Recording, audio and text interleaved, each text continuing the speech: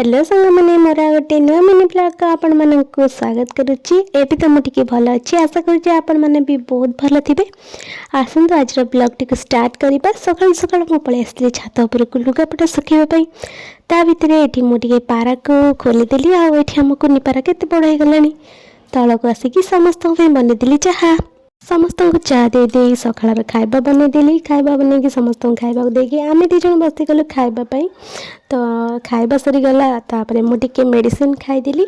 Medicine खाई गला बेलू मटन और माछ दीटा जाक बापा नहीं आसिक फ्रिज रखीदे। मटन समस्ते खाइबे आ माछ केवल मु खाइबी कहीं मु मटन खाएनी मत टी भी भल लगे। तो ये मु बनाऊँगी मोर माछ तरकारी। मु माछ तरकारी बन सारा बापा बनइबे तांकर मटन। ये बापा तांकर मटन बनई दौरान समस्त मटन तरकारी भी रेडी है। तापर ये जाइए काटी नहीं आसले कदली पत्र आनले और मामा को थाली दे दीचु खाइबा कहीं मामा तले बस खाईपारे। एपटे समस्त बस खाइबा मटन तरकारी भात सालाड। तो एपटे मोर भात सालाड आ माछ तरकारी। तो आपण मानक कौटा भल लगे कमेंट बॉक्स रे निश्चिंत जनइबे। खाई पीकी शोई पड़ी तापर उठला बेलू 4टा बाजी गलानी। आ घर झाड़ू करने गला बेलू एत जोर वर्षा आंधी आसला जे लाइन पलैला।